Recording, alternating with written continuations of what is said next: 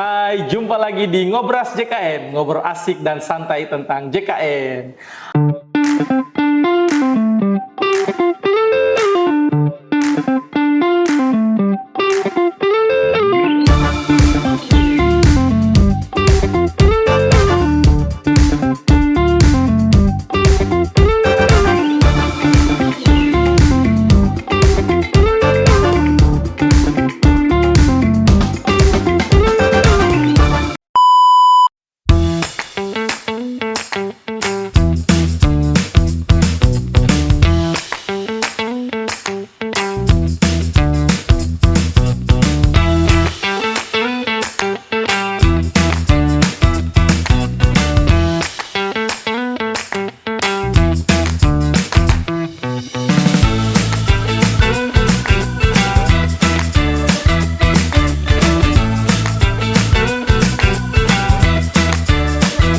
Hai, jumpa lagi di Ngobras JKN, ngobrol asik dan santai tentang JKN. Hari ini kita bersama dua narasumber yang gagah-gagah. Ada Kepala Bagian Mutu Layanan Kepesertaan, Pak Eka Munawir, dan Koordinator EP3RS dengan Mas Haris. Hari ini kita akan membahas terkait libur Lebaran ya Bapak Ibu, karena saat ini sudah dekat untuk libur Idul Fitri, pasti sudah banyak yang akan mudik nih. Pak Eka juga pasti, Mas Haris juga sudah siap-siap untuk mudik kayaknya nih. Iya. Mungkin langsung saja ini ya, persiapan BPJS Kesehatan terkait ini untuk menghadapi libur Lebaran ini seperti apa Pak? Ya, tentunya untuk persiapan selama masa mudik Lebaran, dari tahun ke tahun BPJS selalu melakukan persiapan, ya. Selalu ada bentuk persiapan kepada layanan-layanan yang akan diberikan selama masa mudik Lebaran. Dan juga tentunya di tahun 2025 ini BPJS Kesehatan tentunya mempersiapkan berbagai macam kemudahan-kemudahan yang tentunya tujuannya untuk memudahkan pelayanan kepada peserta, baik itu pelayanan administrasi ataupun pelayanan kesehatan. Gitu ya Pak. Jadi kalau untuk berarti ada piket seperti itu ya Pak? Ya, tentunya.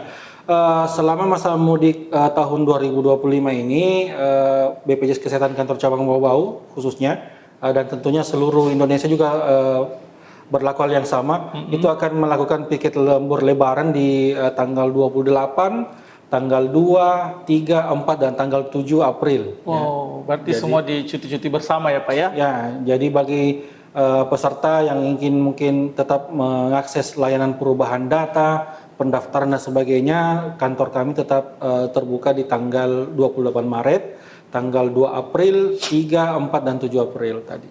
Oh, seperti itu Pak. Jadi catat ya teman-teman, di tanggal-tanggal tersebut kantor BPJS Kesehatan itu tetap buka. Jadi tetap dapat mengakses pelayanan. Kalau untuk pelayanan di luar kota, bagaimana Mas? Apakah itu misalnya, ini kan kita mudik nih, teman-teman di luar kota ini kan vaskesnya pasti sudah berbeda ini. Apakah tetap bisa mengakses atau seperti apa itu mungkin dari Mas Haris? Ya, baik Mas Fadlan. Jadi kalau untuk peserta yang sementara dia berada di luar vaskes terdaftarnya, itu bisa mengakses semua vaskes tingkat pertama di daerah tersebut. Jadi tidak ada batasan harus kembali ke vaskes terdaftar, ya tidak. Jadi itu bisa mengakses semua FKTP yang tersedia di tempat tersebut. Seperti itu. Oh, berarti tidak harus khawatir lagi. Iya, tidak harus khawatir. Berarti kalau untuk misalnya keadaan emergensi bagaimana Mas? Kalau emergensi, kalau misalnya ada puskesmas yang terdekat di situ, nanti berobat dulu ke UGD di puskesmas tersebut. Tapi kalau misalnya harus dirujuk ke rumah sakit, nanti langsung peserta itu berobat ke UGD rumah sakit. Oh begitu ya. Berarti langsung saja ya Mas? Langsung saja ya kalau emergensi ya. Berarti kalau untuk ini Pak, terkait tadi pelayanan kan selain tatap muka pasti ada juga mungkin yang non tatap muka ya Pak ya? Kanal-kanal mungkin ada ya, kanal yang lainnya? Jadi selain pelayanan di kantor cabang tentunya yang pelayanan itu dilakukan dibuka loket dari jam 8 pagi sampai jam 12 siang. Juga kami dari BPJS Kesehatan itu menyiapkan kanal non tatap muka yang bisa diakses oleh seluruh peserta seluruh Indonesia.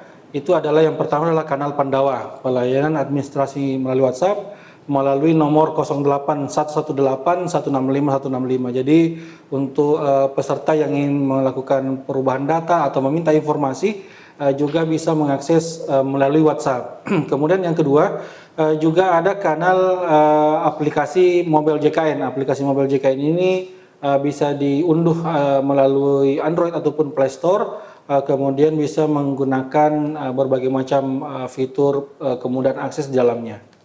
Baik, Pak. Berarti untuk kanal layanan ini dapat diakses 24 jam Pak atau seperti apa? Nah, untuk kanal Pandawa ini peserta bisa mengakses 24 jam, tapi jawabannya akan diberikan pada jam kerja, ya, dari jam 8 sampai jam 3 sore, ya, baik. selama masa mudik Lebaran. Siap. Terus kalau untuk ini kan tadi layanan mungkin bisa diakses di luar kota ya Pak. Tapi kalau misalnya kalau ada keluhan Mas seperti apa? Nanti apakah ada kanal juga untuk memudahkan peserta untuk melaporkan? Ya, jadi untuk tadi yang seperti yang Pak Eka sebutkan, banyak kanal yang bisa diakses oleh peserta. Kalau untuk pengaduan, peserta itu bisa mengakses di mobil JKN. Itu ada namanya menu pengaduan peserta.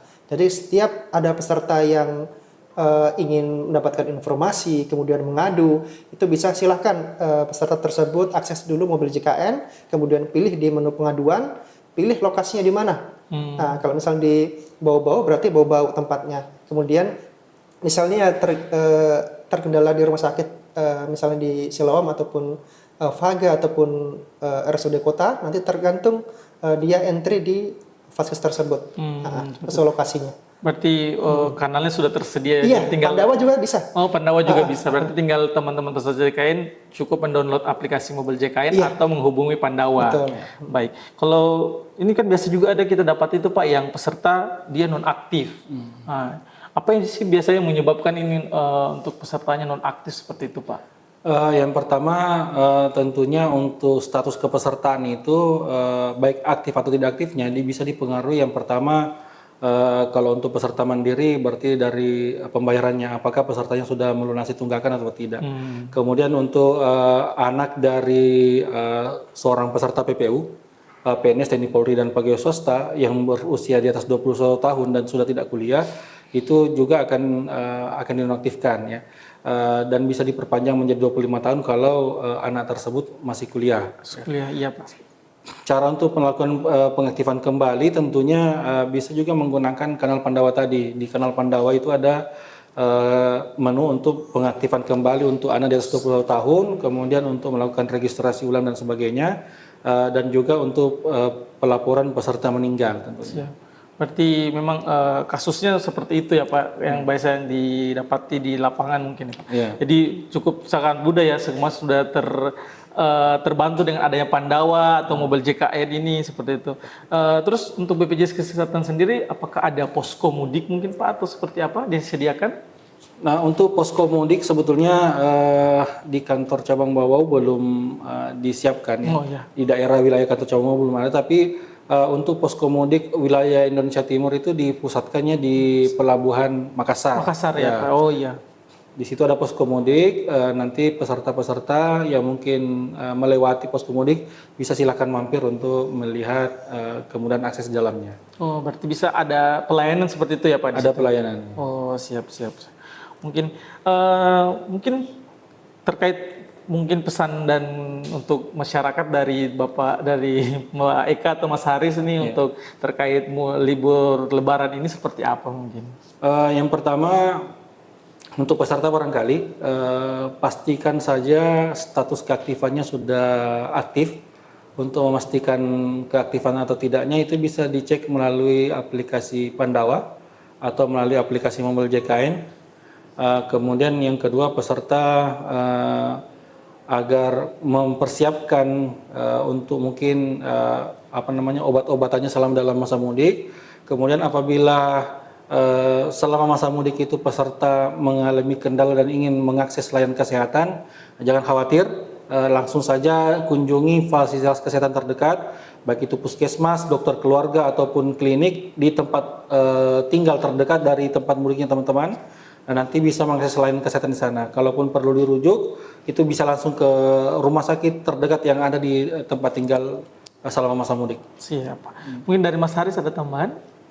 Cukup kayaknya ya, Oh iya, karena sudah dijawab semua tuh. ya, Eka ya. Itu yang paling saya ingat sekali itu pastikan KJKN kita aktif. Aktif ya. Jadi itu yang terpenting adalah aktif. Adapun terkait layanan-layanan semua sudah sangat mudah, sudah ada Pandawa, Mobile JKN, mungkin care center juga Pak ya? Ya, ada care center 165. 165 Ya, betul, juga. Care center juga bisa diakses semua. Jadi mudiknya saat ini tidak harus khawatir lagi, semua bisa terlayani selama BPJS atau JKN-nya aktif. Ya. Oke. Mungkin sekian dari kita mungkin terkait Ngobras edisi hari ini terkait libur Lebaran. Kita cukupkan mungkin untuk podcast hari ini. Sampai jumpa di edisi Ngobras JKN selanjutnya.